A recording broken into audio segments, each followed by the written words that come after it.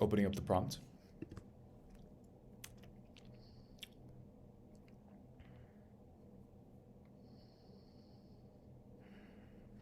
Starting now.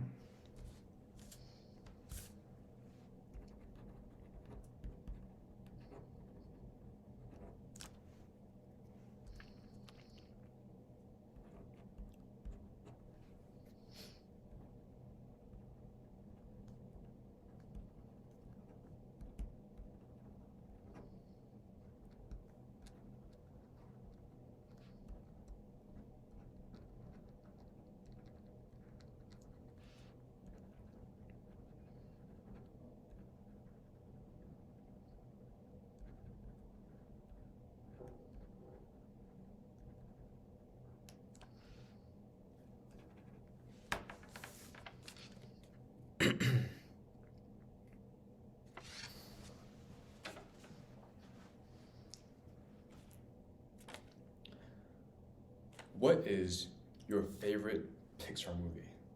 It's a very hard question to answer, but my answer would have to be Toy Story. From the fantastic animation to the awesome storyline to the perfect ensemble of characters, we really can't ask for a better movie. But I really want to focus on the last point, which is the characters. Toy Story has a vast array of fantastic characters, but two really stand out.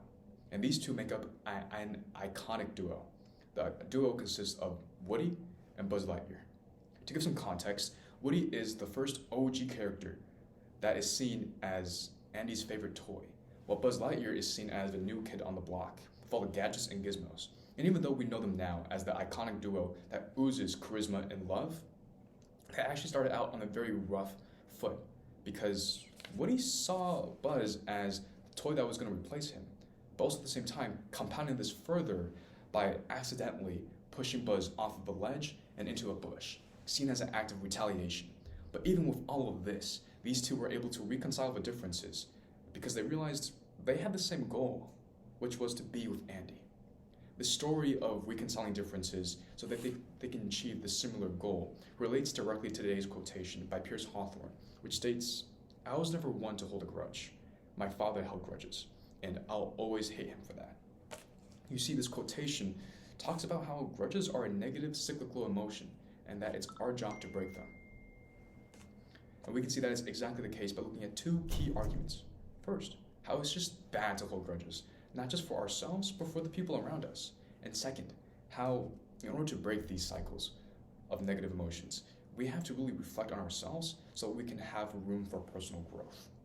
So the first point I want to focus on that proves that Pierce Hawthorne knows what he's talking about is that it's just bad to hold grudges. And nothing better encapsulates all of this than looking at the character that is Darth Vader.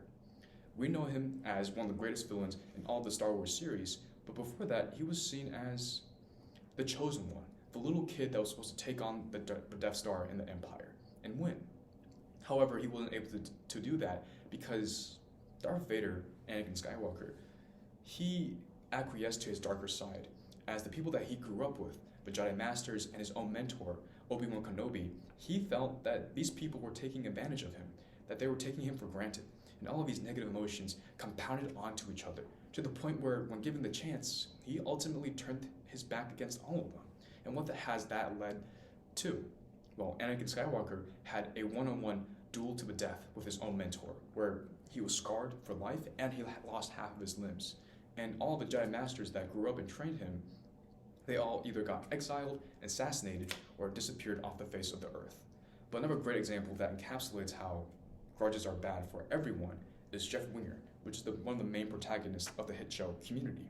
Jeff Winger is a smooth-talking lawyer who somehow ended up into community college. And just so happens it was his own grudges that allowed this to happen, as it was his own colleagues who exposed that he had a fraudulent college degree. And it was because of how Jeff Winger acted, his personality traits, how he always held grudges and hurt the other people around him that he was working with, that all of his supposedly friends kind of took retaliation and exposed him for who he was really as a person. But Jeff Winger was able to live on after this and make friends and live a fulfilling life because he realized the grudges don't make up who he was. This directly relates to my second point, which is how, in order to break these grudges, you have to allow some room for personal growth through reflection. And nothing better encapsulates this than BoJack Horseman. BoJack Horseman is half man and half horse, a cartoon character who is extremely flawed as a person. And it's explained through the backstory that it was because of his family that BoJack Horseman is who he was in the show, because his father was someone who was a veteran who went off to war, but also at the same time was very vacant and distant from his own son, while his mother was an alcoholic, someone who did drugs and then was giving BoJack Horseman a horrible environment to grow up in. In BoJack Horseman, he exemplified all the traits that he learned from his parents, and he pushed it onto his friends and close circle, and it hurt everyone to the point where he literally almost considered contemplating suicide, and also at the same time affected those around him. But at the very end of the series, he was able to live on and be with all of his friends, even those that he hurt, because he realized the grudges are not worth holding on to. Another great example of this is the person who spoke this quotation, Pierce Hawthorne. In the hit show Community, he was early on very depicted as a man who was vindictive, old, someone who was outdated and supposed to be left on as the world went past him. But however, at the same time, it was shown that he also grew up in a horrible childhood, with his father being very absent from his life. But after his father passed, he was given this wealth, and he redistributed all the wealth to all his friends. And because of that, because of his generosity and kindness, all of his friends eventually were able to show up and be there for him when he absolutely needed them to. So at the end of the day today, we looked at a lot of examples, how it's bad to hold grudges, how in order to break these cycles, we have to look within ourselves. And all of that proves that Pierce is right. Don't hold grudges, because if you do, it's gonna suck. Thank you.